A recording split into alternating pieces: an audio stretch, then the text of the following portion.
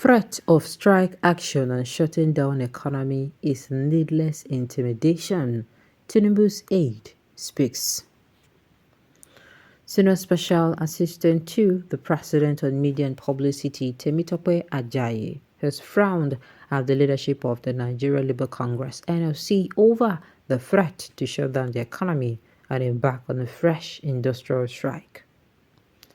News reported that the threat declaration was made at the union's headquarters on Tuesday morning following an immediate emergency meeting of the National Executive Council (NEC) to deliberate on the police request to invite the NLC's president, Joe Ajaero, in light of allegations concerning the financing of terrorism. During the meeting, the NEC decided that Ajaero would accept the police invitation but emphasized the necessity for the union's legal counsel to request additional time for Ajaero to be presented before the law enforcement authorities. Deputy President of the NLC, Comrade Ado Kabiru Sani, has urged the nation's workforce to be prepared for further instructions if the police action do not align with the union's expectations regarding Ajaero's detention. In a post via its X handle, Ajayi questioned the outrage Ajaero's invitation had created, stressing that the police invitation do not amount to arrest. The presidential aide added the threat of strike action and shutting down of the economy by some NLC affiliate unions is needless intimidation of the state. He wrote, "It appears we are gradually building society where some people can hide under different platforms to assume immunity. I am yet to see any reason why police cannot invite NLC president for questioning if there is sufficient reason to do so. Police invitation does not amount to arrest. All the threat of strike action and shutting down the economy by some Nigeria Labour Congress affiliate unions is needless intimidation of the state." You are saying invitation does not amount to arrest. Meanwhile, you stated in that particular invitation that if he did not come, it was like a threat already. The thing is, if you threaten and then threaten, you join. When me and you know that the reason for this man even being summoned is something that is far from.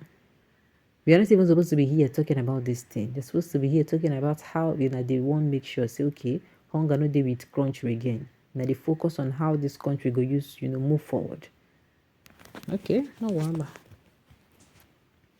Instead of channeling the energy to fight insecurity that has bedridden our nation, these vampires are chasing shadows, looking for innocent people to use as scapegoat, but forgetting that Nigerians are wiser now. We have seen the smoke screen even before the unlawful invasion of the NLC headquarters. The body language of the federal government when Nigeria led the recent minimum wage review crusade was very glaring, which can observe that in surprise that a few months after he refused to cooperate with the government, he has been invited to answer questions for suspected sponsorship of terrorism. Funny enough, no one of those Nigerian leaders has saying anything because their mouth has stains with the oil of corruption. Tinubu is left alone to run Nigeria as his personal show. Only Baba Obasanjo have stand against these criminals. Criminal cabals called government. Because Ajaero did not compromise with Tinubu's misruled useless government. Look at what they are conspiring against him. It is a disgrace to Tinubu and an obvious evidence that this clueless man is confused. Emergency executive meeting over police invitation, but chameleon in decision to fulfill your workers' agreement to pay minimum wage and reduce the cost of things. Power cannot shut up people because it goes round the clock. Exactly. Today, we then sit down here today. Joe Ajaero is the NLC president today. Nobody know where he go sit down tomorrow. Some people dey for presidency, we don't know where they go dey tomorrow. I would advise that some people should not think they are more Nigerian than other Nigerians. I would also advise that some actions and inactions should not be seen as rascality and selective. We have seen those who meet with terrorists in the bush and even take pictures with them, and those who brandish weapons glaringly on social media, and they are moving freely without any police invitation. My dear, I wonder. Yaya Bello is nowhere to be found. Who is fooling who? I think we all should be worried. Exactly. You dey come, you dey wan threaten person wey be say dey come outside dey oppose you. Meanwhile, there are people wey be say don't even do worse things than you are doing. Those people never receive invite. We never hear say those people now anything do them. You wan come dey tell us. Akasi say make Joy Ajaero make him come dey fear now.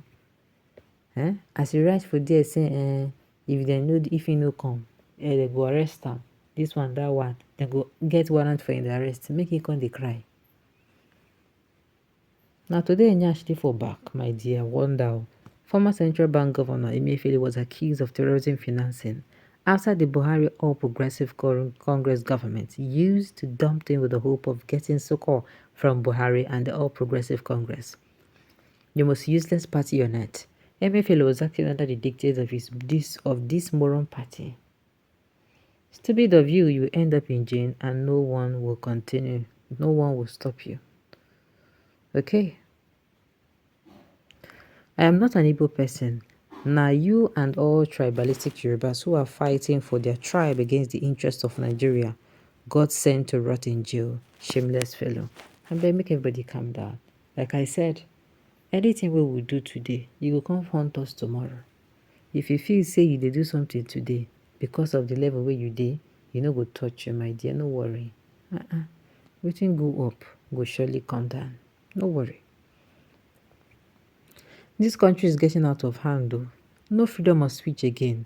But he is buying a private jet as if he has none before. This is sad.